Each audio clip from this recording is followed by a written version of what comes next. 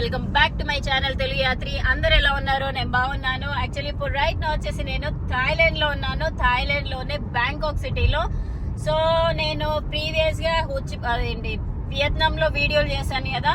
So direct Thailand కి వచ్చాను. Thailand కి వచ్చిన మెయిన్ రీజన్ ఏంటంటే బ్యాంకాక్ పిల్ల ఉన్నారు కదా శ్రావణి అక్కయ్య, ఆ అక్కయ్యని కలుద్దామని చెప్పేసి వచ్చేసిన. ఒక 2 days వీడియోలు అయితే ఏం చేయలేదు. సో నేను ఒక 1.5 year నుంచి అనుకుంటున్నా, ఆల్మోస్ట్ 2 times వచ్చాను థాయిలాండ్ కి. కలుద్దాం అనుకుంటున్నా కానీ కలవలేకపోయినా.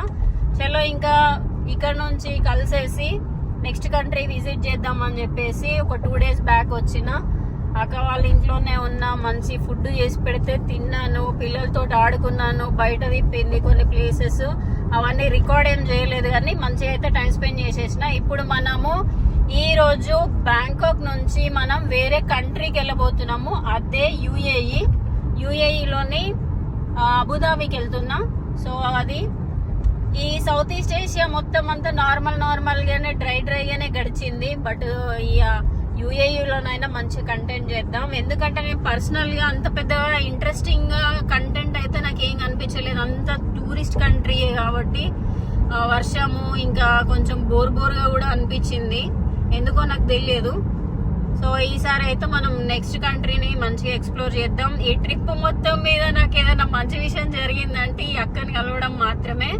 సో కలిసేసిన ఫైనల్ గా మంచిగా అనిపించింది, మంచిగా హ్యాపీగా అనిపించింది. ఓన్ సిస్టర్ ఫీల్ అనిపించింది నాకు ఈ రోజు అయితే. ఈ 2 days అయితే పిల్లలు కూడా మంచిగా టైం స్పెండ్ చేసేసిన. సో అది గైస్, అక్కడ నుంచి మీకు ఇంకొక 4-5 కంట్రీలు కంటిన్యూస్ గా నేను ట్రావెల్ చేస్తా. వీడియోలు అయితే చూడండి. బట్ ఇప్పుడు మనం బ్యాంకాక్ నుంచి ఇండియాలో లేవర్ 1 hour బెంగళూరులో. దాని తర్వాత నైట్ 12-1 వరకు మనం అయితే అబుదాబికి చేరుకుంటాం. మాక్సిమం అయితే కంటెంట్ చేద్దాము. ఇప్పుడు నేను వెళ్ళేది ఎక్స్ప్రెస్ వే అనమాట. సో మనకి ఈ వేలో చాలా మట్టుకు ట్రాఫిక్ ఉండదు. డైరెక్ట్ ఎయిర్పోర్ట్ కి టాక్సీ కూడా బుక్ చేసారు అక్కయ్య వాళ్ళే, మంచిగా సేఫ్ గా వెళ్ళామని చెప్పేసి. సో అది ఫుల్ గా చేపల కూరతో తిన్నా. బట్ వీడియోలు చేస్తే బాగుండే కానీ నాకు అంత కొంచెం కొత్త కదా, కంఫర్టబుల్ గా అనిపించలేదు.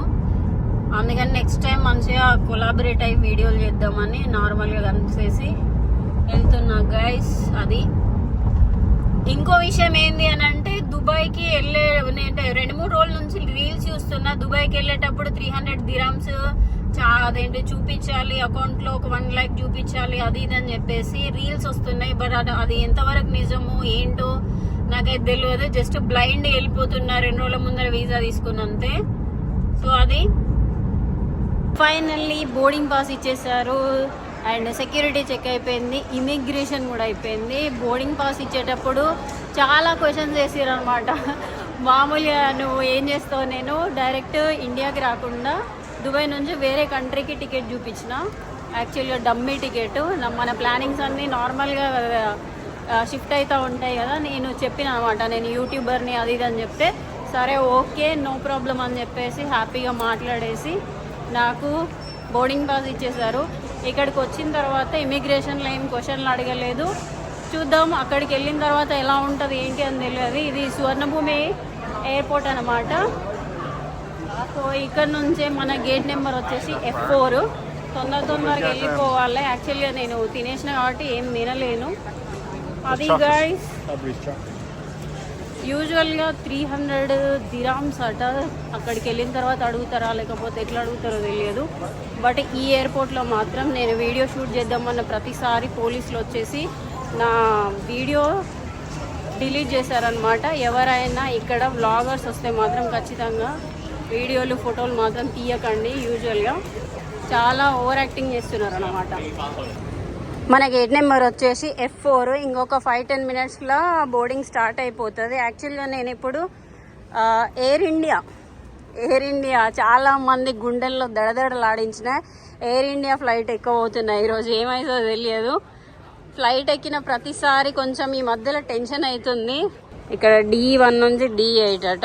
F4కి వెళ్ళాలి. ఇటు సైడ్ మొత్తం అన్ని పికప్ కౌంటర్స్ అంట. ఈ పికప్ కౌంటర్స్ ఏంటో నాకు తెలీదు.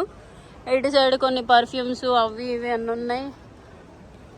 ఇక్కడ ఒక కేఎఫ్సి ఉంటుంది. కేఎఫ్సి మాత్రం చాలా ఎక్స్పెన్సివ్ ఉంటుంది. ఇక్కడ కేర్ అంట, మరేంటిది వ్యాట్ రిఫండ్. ఎవరైనా మనకి గ్యాడ్జెట్స్ కానీ ఏమైనా వస్తువులు కొంటారు కదా, ఇక్కడ వ్యాట్ రిఫండ్ చేసుకోవచ్చు లోపలికి వచ్చిన తర్వాత. సో దీని మీద మనం ఒక కంప్లీట్గా ఈ డీటెయిల్ ఒక వీడియో చేద్దాం. ఎందుకంటే చాలామంది అడుగుతున్నారు అనమాట, మనం ఏమైనా వస్తువులు కొంటే వ్యాట్ ఎట్లా ట్యాక్స్ కట్టకుండా ఎట్లా వ్యాట్ రిఫండ్ ఎట్లా తీసుకోవాలి అది ఇది అని చెప్పేసి. నేను ఎప్పుడు పర్చేజ్ చేయలేదు, చిన్న చిన్న వస్తువులు మాత్రం పర్చేజ్ చేసిన కానీ పెద్ద పెద్ద వస్తువులు అయితే పర్చేజ్ చేయలేదు. ఈసారి పర్చేజ్ చేసి ఆ ప్రాసెస్ ఎట్లుంటుందో మనం వీడియో అయితే చేద్దాం. ఇటు సైడ్ ఒక చైనీస్ రెస్టారెంట్ ఉంది, థాయిలాండ్ స్వీట్స్ అంట, Thailand sweets and restaurant. Mango rice, ఇవన్నీ sticky rice, Thailand famous sticky rice అనమాట, మ్యాంగో స్టిక్కీ రైస్. ఇక్కడ మొత్తం అన్ని పర్ఫ్యూమ్స్ ఉన్నాయి ఫ్రెండ్స్, పర్ఫ్యూమ్స్, రకరకాల పర్ఫ్యూమ్స్. మనం ఎట్లా దుబాయ్కి వెళ్తున్నాం కాబట్టి అక్కడ చాలా మటుకు పర్ఫ్యూమ్స్ అమ్ముతారు కదా, అక్కడ మంచి పర్ఫ్యూమ్ ఏదైనా కొనుక్కుందాం. లాస్ట్ టైం వెళ్ళినా కానీ జస్ట్ నేను దుబాయ్కి ఫోను అండ్ మైక్ కొనుక్కోవడానికి వెళ్ళిన, అవి కొనుక్కొని వచ్చేసిన. పెద్ద ఏం ఎక్స్ప్లోర్ చేయలేదు, ఎందుకంటే గట్టి సమ్మర్లో పోయినాయి కాబట్టి. ఇప్పుడు వింటర్ అంట, చలి పెడుతుందంట అక్కడ. సో ఎట్లయితుందో ఏమో తెలియదు. ఈ ఇయర్ మాత్రం కొంచెం అంత డల్గా నడిచింది మన ట్రావెలింగ్ మొత్తము. స్టార్టింగ్ నుంచి ఎండింగ్ వరకు, జనవరిలో శ్రీలంక నుంచి మొదలు పెడితే ఇప్పుడు వియత్నాం, థాయిలాండ్ వరకు అంతా డల్గానే నడిచింది. బట్ ఇప్పుడు ఆల్మోస్ట్ మనం ఇయర్ ఎండింగ్ దగ్గర ఈ రోజు నుంచి స్టార్ట్ చేస్తే ఒక 25 రోజులు ఉన్నది అనుకుంటా, 25 రోజులు 30 రోజులు ఉన్నది. ఈరోజు ఎగ్జాక్ట్గా నవంబర్ 29కి మనం ల్యాండ్ అవుతాము. చూద్దాం ఈ ఇయర్ ఎట్లా హ్యాపీగా గడుస్తుందా సాడ్గా గడుస్తుందా తెలియదు. ఇప్పటివరకు అయితే కొంచెం సాడ్గానే ఉంది. ఇదంతా గోల్డ్ ఎవరైనా కొనుక్కోవాలనుకుంటే ఎయిర్పోర్ట్లో ఎవడు కొనుక్కుంటాడు గోల్డ్, పిచ్చి కాకపోతే. అయినా ట్యాక్స్ ఫ్రీ ఉంటుంది కాబట్టి గోల్డ్ కొనుక్కోవచ్చు. ఇటు సైడ్ అన్నీ కొంచెం షాపింగ్ అవన్నీ ఉన్నాయి, డ్యూటీ ఫ్రీ కూడా ఉన్నది. ఇటు ఫ్లైట్ లోపలికి ఎక్కేస్తా. ఫైనల్గా నాకు ఆల్మోస్ట్ 4A సీట్ వచ్చింది, 2 విండో సీట్లు ఉన్నాయి. మొన్న లాస్ట్ టైం మనము ట్రై చేసినాం కదా విండో సీట్కి, బట్ రాలేదు. సో ఇప్పుడు 1 కాదు 2 వచ్చినాయి, నో ప్రాబ్లం. ఇంకొక 5-10 మినిట్స్లో స్టార్ట్ అవుతుంది. ఎప్పుడు ఫ్లైట్ ఎక్కినా ఒక 10-20 నిమిషాలు అయితే ఖచ్చితంగా లేట్ అవుతుంది. బట్ ఈరోజు మాత్రం కరెక్ట్ టైంకే ఉందనుకుంటా. నాకు ఓన్లీ 1 అవర్ మాత్రమే బెంగళూరులో లేవర్ ఉంది. టకటక ఇంకో ఫ్లైట్ని అయితే క్యాచ్ చేయాలి. సో అది గెస్.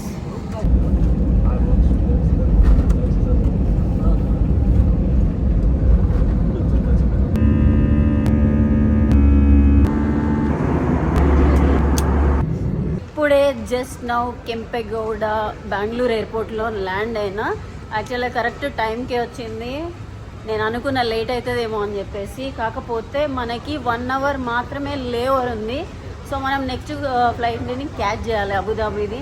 సో ఎయిర్లైన్ వాళ్ళు అక్కడ ఉండి మమ్మల్ని సపరేట్గా తీసుకెళ్తున్నారు. మరి ఎందుకో వెరిఫికేషన్గా మరి ఏంటి తెలియదు. గేట్ అనౌన్స్ అయిపోయింది, నా ఫోన్కి మెసేజ్ కూడా వచ్చేసింది గేట్ నెంబర్తో సహా. సో చూద్దాం. ఇక్కడికి దిగగానే చల్లగా ఉంది వెదరు. బ్యాంకాక్లో కొంచెం వేడి అంటే అంత చలి లేదు, బట్ వర్షం కొట్టింది. బట్ ఇక్కడికి వచ్చిన తర్వాత మాత్రం ఫుల్, ఆ ఫ్లైట్లోనే ముక్కు ఆరుతుంది నాది, అంత చల్లగా ఉన్నది. గైస్ యాక్చువల్గా మనకి ఒక 10 మినిట్స్ మాత్రమే టైం ఉన్నది. మళ్ళీ బ్యాగ్ మొత్తం చెక్ చేసిర్రు, పాస్పోర్ట్ అవన్నీ డీటెయిల్గా చెక్ చేసిర్రు. ఇవి మనకి జస్ట్ 10 మినిట్స్ మాత్రమే టైం ఉన్నది. అసలే 1 అవర్ లేవర్ అంటే అందులో అమ్మ C2కి వెళ్ళాలి. ఆకలి అవుతుంది. 4 అవర్స్ ఫ్లైట్లో ఉన్నాయి. ఇప్పుడు ఏమన్నా ఫ్లైట్లో ఏమైనా ఉంటే కొనుక్కొని తినాలి, టైం లేదు ఇంకా. C2 ఎయిర్పోర్ట్ మంచిగా తిరుగుదాం అనుకున్నా కానీ 1 అవరే టైం ఉంది. సో ఇక కుదిరది, టకటక వెళ్ళిపోవాలి. ఇంకా మొత్తానికైతే ఫ్లైట్ ఎక్కేసిన. యాక్చువల్గా చెకింగ్ అని చెప్పేసి ఒక 30 మినిట్స్ టైం వేస్ట్ అయిపోయింది ఫ్లైట్ దిగిన వెంటనే. మీరెవరైనా ఇండియా నుంచి లేఓవర్ పెట్టుకొని వెళ్తే మాత్రం ఖచ్చితంగా 2 hours మాత్రం పెట్టుకోండి. ఇట్లా టకటక నాలెక్క పరిగెట్టుకుంటా రాకండి. నాకు ఎప్పుడు జరగలేదు ఇట్లా. ఫ్లైట్ కనెక్టింగ్ ఫ్లైట్ ఉంటే మామూలుగా దిగేసి నెక్స్ట్ ఫ్లైట్ క్యాచ్ చేసేదాన్ని. మేబీ ఇండియాలో ల్యాండ్ అవ్వడం వల్ల మళ్ళీ చెకింగ్ ఉందేమో తెలియదు. సో అది పోయిన తర్వాత ఇంకేం క్వశ్చన్లు అడుగుతారో ఏమో తెలియదు. బట్ బ్యాగులు మాత్రం ఖచ్చితంగా డీటెయిల్గా చెక్ చేసారు. ఇంకో 5 minutes తర్వాత స్టార్ట్ అవుతుంది. ఆకలి అవుతుంది. మన ఫ్లైట్లో ఏమైనా ఉంటే తిన్నాము, లేకపోతే 4 hours మాడాలి. ఇంకా అంతే, ఏం లేదు ఆప్షన్. టైము 8:50 అవుతుంది. మనం చేరేసరికి 12 అవుతుంది. స్టాంప్ పడేసరికి నెక్స్ట్ డేకి స్టాంప్ పడిపోతుంది మన పాస్పోర్ట్లో. జర్నీ రోజు కాకుండా. ఓకేనా? ఆకలేస్తుందని చెప్పేసి ఇదిగో చికెన్ నూడిల్స్, ఒక కాఫీ చెప్పిన. ఓకే, ఈ రెండిటికి కలిపి మన దగ్గర 300 థాయ్ బాత్ ఛార్జ్ చేసిన. సో తినేద్దాం.